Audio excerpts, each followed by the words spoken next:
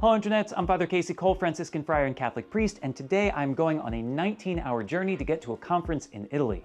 Might as well make the most of my time by answering some of the questions you've submitted as lapsed Catholics. Care to join? Why does God allow suffering? It's a question a lot of people ask, but I think it's the wrong question. I think there's this presumption that suffering is a bad thing, but the reality is that suffering can be very good. It can drive us to be creative, to be empathetic, to trust in God. And so I think God doesn't want us to suffer per se, but I do think He wants us to trust in Him, grow in empathy, and to remember what matters most. And sometimes a little hardship helps us do that. A lot of people want to know why women can't be ordained priests in the Catholic Church. The reason comes down to two simple things. Jesus himself was a male, and we're imitating that, and he chose men as apostles. It's important to remember that it has nothing to do with women being inferior or incapable. It's simply what Jesus chose, and we maintain that tradition. Why is it that the Catholic Church seems to change its stances all the time? Isn't doctrine supposed to be unchangeable? Yes and no. You see, the deposit of faith, the dogmas of our church, what Jesus is as the Word of God, can never change. We do not have the ability to change the Bible. But those eternal truths must be translated into the world in which we live, into disciplines and to doctrines, and as the world changes, so too must be the way that we express those changes. Let me give you a few examples. One being fasting. Fasting is an eternal truth, and we must always do this. But what the church found in the 1960s was that sacrificing meat on Fridays wasn't exactly a universal value because a lot of people didn't eat meat to begin with. And so what sort of sacrifice is that? And so what it said was, everyone should fast on Fridays. Everyone should sacrifice something, but it's up to you to determine what meaningful thing that is for you. The eternal law has stayed the same, but the discipline has adapted to the times.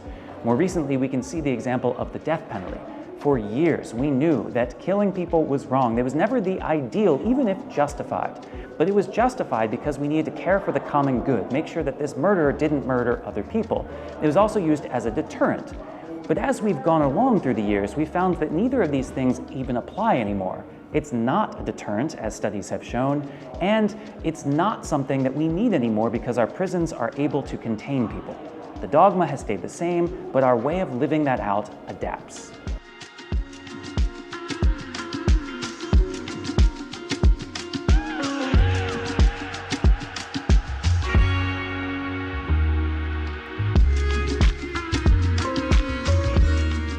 I left the church because it was too political. People kept telling me how to vote. I'm so sorry to hear this. This is just inappropriate. No one in the church should be telling you how to vote. Not only inappropriate, it's illegal. That said, there's a big difference between being political and being partisan. Partisan is a sin because it puts a party over the gospel. It exalts and idolizes a human institution. But being political is important. The gospel calls us to live in the world, to seek peace and justice. And so I hope that you're not rejecting the political aspect of being involved in our community. Just reject Republicans, Democrats, and all that. I really just don't get priestly celibacy. It is one of our more unique teachings, yes, but let me put it this way. Jesus says that there is no giving or taking of marriage in heaven, and so celibacy is a way of anticipating heaven, of practicing what we're going to do there, of devoting ourselves completely to Him and His mission here on earth rather than a husband or a wife. St. Paul actually exhorts the people that if we can, we should, because it keeps us undivided and single-mindedly focused. Marriage is a fantastic thing for sure, at least it can be, but it's a lot of work and it's not for everyone. For people like me, I'd rather focus full-time on the gospel.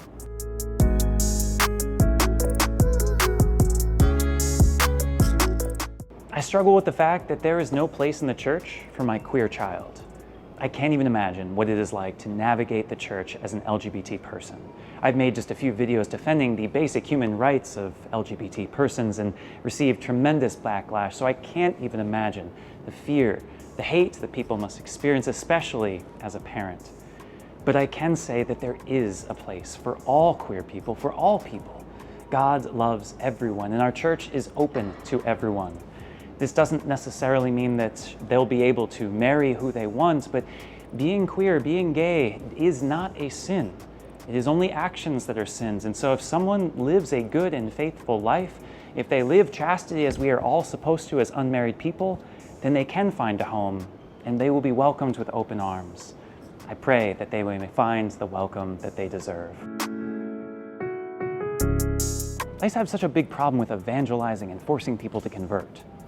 Yeah, I do too, at least with the second part. But there's a big difference between evangelizing and proselytizing. Proselytizing is simply cramming your faith down someone's throat and forcing them to convert, which we do not condone. But imagine that you knew that Jesus Christ came to save you, that he was going to take away sin and death, and you didn't tell anyone. What sort of person would you be? Of course we must share this good news, but there's an art to it.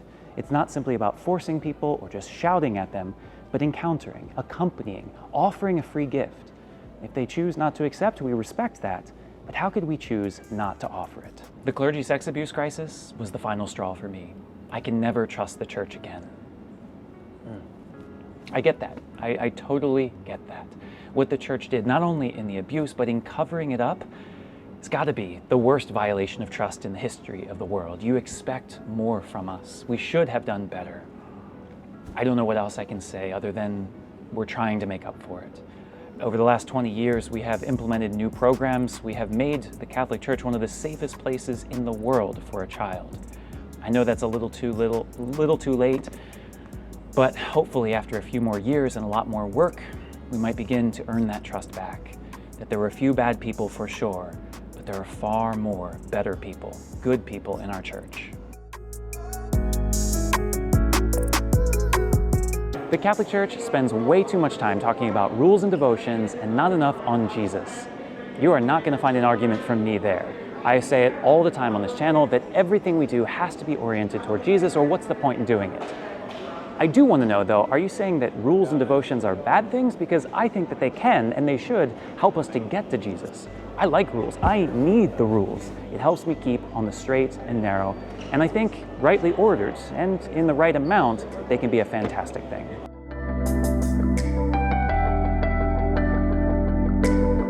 I have a big problem with how expensive Catholic churches are. Shouldn't they use that money for the poor?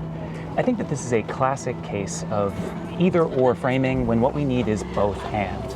Do I think that our churches should be beautiful and offer wonder and grandeur to God? Yes.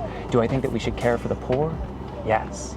It's possible to care about two things at one time. And I think we as Catholics do this very well. Our churches are beautiful and have great grandeur, but also we're the largest charitable organization in the world. I don't think it's fair to make the poor choose between having a sandwich and beauty. Both are important.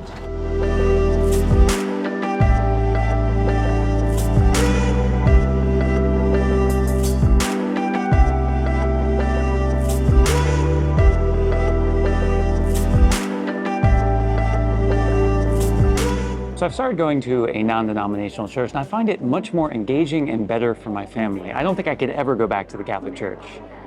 This sort of pains me, but I understand it. I understand because I've been to these churches and I see how engaging they are. I see how wonderful they are for families. They're welcoming, they're extraordinary. But I also can't help but think that you're missing out on the Eucharist, the sacraments. For 2,000 years, we have handed on this tradition from Jesus himself of sharing bread and wine, of receiving him into ourselves, body, blood, soul, and divinity. I just couldn't imagine missing that opportunity. And so I wonder if you might consider bringing what you found from these great churches back to the Catholic Church to make them better and to get the fullness of communion.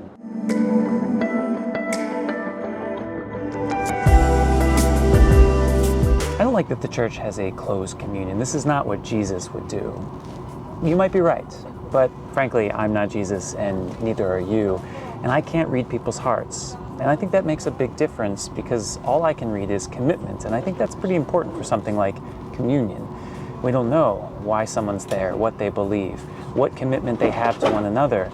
And I think when you don't have those things and it's just anyone come as they are, you don't have that communion aspect to it. Rather, I think that there should be a level that we must reach. There must be some commitment to one another, a moral life that we're living so that we are there for each other and not just for ourselves. So I don't always agree with the Pope. What should I do? Well, it all depends on two things, the content and the context. So for content, we believe in a hierarchy of truths, which means that not everything is equally as important. There are dogmas, and then there are disciplines. If the Pope is talking about Jesus, you should probably listen and do not deviate. If he's talking about what you should eat or daily living things, it's a little less serious. Now, for the context, it's also important. Is he issuing a papal bull, an apostolic constitution, something very serious, or did he give an interview on an airplane? These are very different weights. We need to consider all these things. That's not to say we can just ignore anything, but we should always take it seriously and understand the purpose of what he's saying.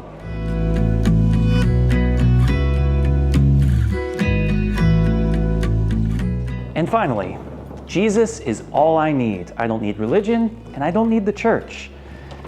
It's a good start. I do think Jesus is all you need, but if you believe in Jesus and you believe that he's all you need, wouldn't you do what he told you to do? He reminded us that we were supposed to celebrate the Eucharist in remembrance of him. We were to feed the poor. We were to evangelize and baptize. He gave us many commands that we were to follow, and so if we do trust in him and love him, it would behoove us to do what he told us to do, which is forming a community, which is being a part of a church. We can't just have a me and Jesus moment when he wants us to be a community. And with that, I hope you will excuse me. I've been awake for 29 straight hours. I'm gonna take a nap. I'm just kidding. I got 3 free hours in Rome before we got prayer, so I'm gonna do that. Peace.